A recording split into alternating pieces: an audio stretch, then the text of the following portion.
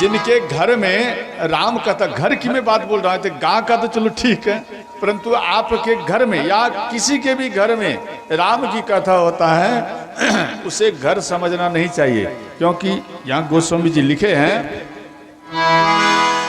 कथा रामायण की जाओ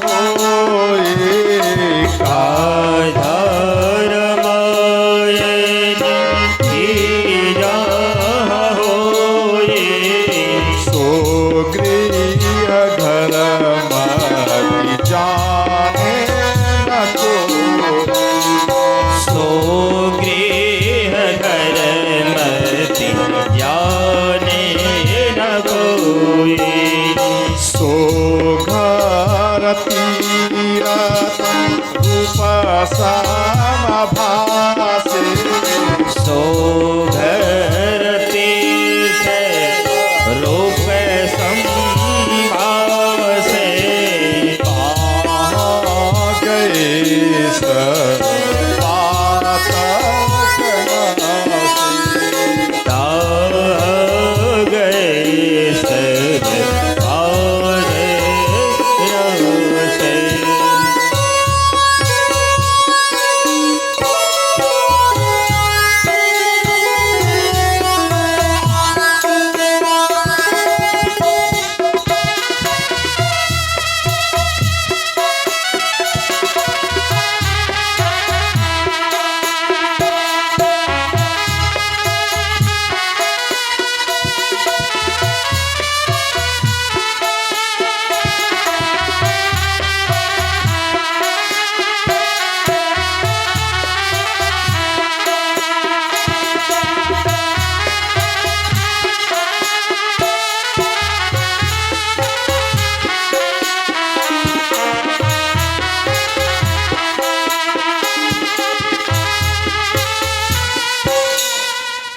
देखो, कथा रामायण की जहाँ हुई, जिस स्थान पर कथा होता है उसे घर समझना नहीं चाहिए।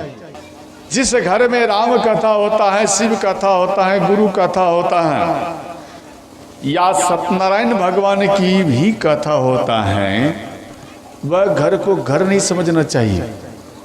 वह घर तीर्थ के समान है, तीर्थ के समान के बारे में आगे चर्चा आएगा, आप श्रवण करना।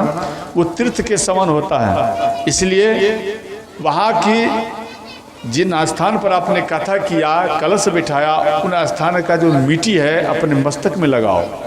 क्यों? कि जितना पृथ्वी पर देवता है वो सब वहाँ पर आते हैं और कथा श्रवण करते हैं। तो ध्यान देना। तो कई माताएं कलश लेकर, ध्यान देना, कलश की हम चर्चा करेंगे। कलशस्य मुखे विष्णु कंठे रुद्र समश्रितः मूल तस्य तिथो ब्रह्मा मध्ये मातृगणः समाश्रितः। ध्यान देना।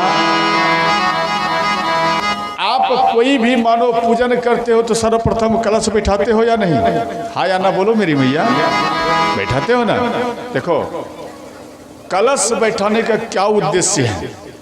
इनका मुख्य उद्देश्य है, ध्यान देना, कलश के मुख में भगवान विष्णु का वास होता है, समझ गए?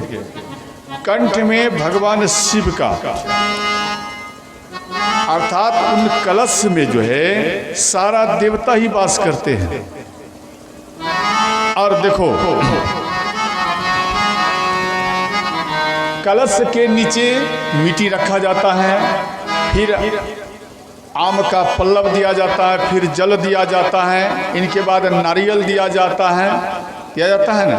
क्यों दिया जाता है? इनका क्या कारण है? ध्यान देना। देखो, मिट्टी जो दिया जाता है, मिट्टी देने का अर्थ, पहले तो कलश कुंभ का समान होता है, समझ गए? कुंभ जैसे आप कुंभ स्नान करने जाते हैं ना, वही कुंभ का रूप है एक घड़ा, समझ गए? कलश। और इनमें सबसे पहले कलश के नीचे मिट्टी डाला जाता है। वह मिट्टी क्या है? जैसे वृंदावन धाम, वहाँ का मिट्टी प्रधान है। अर्थात ये धाम शब्द जो है, जिन जिन स्थानों का धाम शब्द है, उन सभी स्थानों का मिट्टी प्रधान होता है। और उन सभी धाम को ब्राह्मण देवता मंत्र द्वारा आह्वान करते हैं और कलश के नीचे मिट्टी को रखा जाता है। समझ गए? इनके बाद कलश रखता है और फिर उसमें आप देखो, उसमें जल डालते हैं कलश में। जैसे हरिद्वार, अर्थात ये मान लो तीर्थ स्थान जो आप जाते हैं वहाँ से जल लाते हैं। अर्थात तीर्थ स्थान का जल प्रधान होता है। इस संसार में जितना तीर्थ स्थान है, इन सभी तीर्थ स्थानों को ब्राह्मण देवता मंत्र द्वारा उच्चारण करके उनको आह्वान करते हैं। इनके बाद उस घड़ा में जल डालते हैं और जल देने के बाद फिर आम का पल्लव देते हैं। बोलो, आम का पल्लव देते हैं। तो आम का पल्लव देने का क्या अर्थ है? ध्यान रखना। देखो, नीला और पीला को मिला दो, नीला और पीला को मिला दो तो वह हरा हो जाता है। समझ गए? जैसे नील रंग, रंग समझते ना, रंग, नील रंग और पीला रंग दोनों को मिलाना तो वो हरा हो जाएगा। नील वर्ण का कौन है? तो नील वर्ण का भगवान शिव है, भगवान श्री कृष्ण है और भगवान श्री राम है। समझ गए? पीत वर्ण का राधा रानी सरकार और पार्वती मैया और सीता मैया। समझ गए? ये पीत वर्ण का, अर्थात इन दोनों को मिला दिया जाए। समझ गए? इन दोनों को जब मिला देते हैं तो इन दोनों के मिश्रण से ही यह प्राकृतिक हरा हो गया है। समझ गए? तो आप मन में सोचेंगे जी ये आम का पल्लव है। देखो, ये स्वयं भगवान सीताराम आम के पल्लव के रूप में, स्वयं राधा कृष्ण आम के पल्लव के रूप में, स्वयं भगवान शिव और माता पार्वती आम के पल्लव के रूप में आपके बीच प्रकट होते हैं और उनको आह्वान ब्राह्मण देवता करते हैं और कलश में उसे स्थापित करते हैं। इनके बाद ध्यान देना, फिर आप नारियल डालते हैं। नारियल देखो, ध्यान देकर समझना। तो एक बार माता पार्वती गुफा में स्नान करने के लिए गई तो ये अपने शक्ति को आह्वान किए। ध्यान रखना, पार्वती मैया अपने शक्ति को आह्वान किए। इनके बाद उनका शक्ति प्रकट हो गए। तो बस आदि शक्ति जगदम्बा जब प्रकट हुई तो माता पार्वती उनको प्रणाम किए। तो उनको एक उटकन दी। उटकन समझते? जो विवाह में कई व्यक्ति उटकन वो लगाते हैं, उनको उटकन दिए और बोले इसे आप लगाओ, आपका तेज और बढ़ेगा। बोले ठीक है माँ। तो उन उटकन को मुख में लगाए, पूरे अंग में लगाए। इन सभी को लगाकर एक पत्तल में रखे। समझ गए? और जब पत्तल में रखे तो उनका एक मूर्ति बना दिए। समझ गए? एक मूर्ति बनाए। तो उनके बाद ये जाप करने लगे, आदि शक्ति जगदम्बा का ये ध्यान करने लगे। तो जब ध्यान करने लगे तो वह जो उटकन था शरीर से लगाया हुआ उटकन जो रखे थे, जो एक मूर्ति बनाए थे, वह मूर्ति स्वतः ही आदि शक्ति जगदम्बा के कृपा से वह मूर्ति एक बालक का रूप धारण कर लिए। और वो बालक कोई दूसरा नहीं, वो स्वयं श्री गणेश भगवान ही थे। बोले गणेश भगवान की। तो गणेश भगवान प्रकट हुए। इनके बाद उनको यम अस्त्र दिए माता पार्वती। बोली बेटा आप ऐसा करो, आप गुफा के बाहर रहना, हम स्नान करने ले जा रहे हैं, कोई अंदर आवे तो आने मत देना। बोले ठीक मैया। तो श्री गणेश जी दरवाजे पर रहे तो भगवान शिव आए और इनको रोक दिए। तो अंत में रोके तो भगवान शिव नाराज हो गए, फिर वापस चले गए तो भगवान शिव गण को भेजे और वो श्री गणेश जी के साथ युद्ध किए, वो भी हार गए।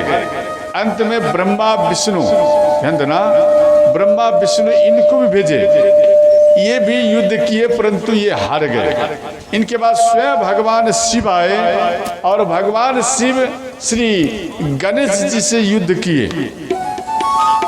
तो इन दोनों का युद्ध देखने के लिए संसार में जितना देवी देवता थे, ध्यान देना, वो सब देवी देवता आकर आकाश द्वारा वो दिख रहे हैं इस दृश्य को। भाई इतना अद्भुत बालक है और ये भगवान शिव से युद्ध कर रहे हैं। तो अंत में ये सब कोई देख रहे हैं, इधर युद्ध हो रहा है। तो भगवान विश्वकर्मा को याद किए। ध्यान देना, भगवान शिव उस त्रिशूल से युद्ध कभी नहीं करते, जो तेज आगे आएगा, जो वो त्रिशूल कौन सा है। तो भगवान शिव को ये भगवान विश्वकर्मा को याद किए और विश्वकर्मा भगवान तुरंत वह त्रिशूल को तेज, यानी उस त्रिशूल का तेज बढ़ाए और उस त्रिशूल के आघात से श्री गणेश जी का सिर को काट दिया गया और वो जो सिर थे वो आकाश की ओर उड़े ऊपर। और जितना थे, जितना भी देवी देवता थे, उन सब का ये दर्शन किए और आवाज लगाए जे माँ माँ। बालक आवाज लगाए श्री गणेश जी, जे माँ देखो ये कितना महावीर सब है, एक छोटा सा बालक को ये सब मिलकर पहले तो युद्ध किया है, अंत में जटाधारी हमारे सिर को काट दिया है। माँ आप कहाँ हो, माँ हमें बचाओ। इस प्रकार से श्री गणेश जी रोने लगे और माँ को याद करने लगे, माँ तू कहाँ है, माँ हमें बचाओ। इस प्रकार से श्री गणेश जी रोते हुए और श्री गणेश जी कह रहे हैं माँ यहाँ पर केवल देखने वाले हैं परंतु माँ कोई हमें बचाने वाले में से नहीं है, मेरा सहायता कोई नहीं किया है, माँ हमें बचाओ। माँ माँ करते हुए जमीन पर इनका सिर गिरा। माता पार्वती का सीना पिघल गया, जी ये मेरे बालक का ये आवाज है। वो तुरंत भागते हुए गुफा से बाहर आए और अपने बालकों का अचेत अवस्था में, यानी सिर कटा हुआ है, सिर नहीं है, केवल धड़ है। अब उनको देख करके माता पार्वती क्रोधित में आए। माता पार्वती 9 रूप धारण किए तो देवता सब भयभीत हो गए, तो सब कोई इनके शरण में गिरे। इनके बाद विष्णु भगवान को भगवान शिव बोले कि हे नाथ अब आप ही कोई उपाय लगाओ। तो भगवान विष्णु एक हाथी के बच्चे का सिर काट कर लाए। ध्यान देना, देखो पहले हाथी के बच्चे का सिर काटने के लिए गए तो हाथनी अपने बच्चे को जैसे सुलाते हैं तो सीने के पास रखते हैं, परंतु वो सीने के पास नहीं रखकर वो घूम गई थी, अर्थात पीठ के तरफ बच्चे को रखे और स्वयं ये पीठ के तरफ रहे। तो क्यों नहीं काटे, मानो आगे है बालक तो काटना चाहिए। तो विष्णु भगवान मन में सोचे जे एक सिर काटा गया है तो उनका तो इतना परेशानी आ गया है, अब दूसरे माता के बच्चे को काटेंगे सिर तो फिर ये दूसरा परेशानी आ जाएगा। तो वहाँ पर विष्णु भगवान मन में विचार किए तो अंत में एक दो स्थान पर देखे तो वो हाथनी अपने बच्चे को गोद में नहीं लेकर पीठ की ओर सुलाए और ये सो गई थी। तो अंत में उन्हीं का सिर काट कर वो लाया गया और भगवान विश्वकर्मा को याद किए और उन सिर को, ध्यान देना, उस सिर को और शरीर को दोनों का सर्जन किए। सर्जन करता कौन है? स्वयं भगवान विश्वकर्मा। तो उनका सर्जन किए। इनके बाद वो बालक तुरंत खड़े हो गए, माता के चरण में प्रणाम किए। अब यहाँ पर एक सवाल है, सिर कट गया तो उसमें दूसरे का फिर पुनः सिर काट कर लगाया गया, यहाँ तक ठीक। जब दूसरे का सिर काट कर आप लगा सकते हैं तो सिर जो कट चुका था उसी सिर को आप क्यों नहीं लगाए? ये भी तो विचार करने वाली बात है। देखो, सिर इसलिए नहीं लगाया गया क्योंकि वह सिर एक वृक्ष का रूप धारण कर लिए थे, समझ गए? वो एक वृक्ष का रूप धारण कर लिए थे। वो वृक्ष क्या था? वो वृक्ष था, वो एक नारियल का पेड़ बन गया और उसमें नारियल का फल हो गया, समझ गए? जब नारियल का फल हो गया तो ध्यान देना, वो नारियल कोई दूसरा नहीं है, वो स्वयं श्री गणेश जी का प्रथम सिर है, समझ गए? जब तक कलश के ऊपर आप नारियल नहीं रखेंगे तो वह पूर्ण तरीका से कलश माना नहीं जाता है, समझ गए? तो इसलिए नारियल दिया जाता है। नारियल का अर्थ है, उसे श्रीफल भी कहा जाता है।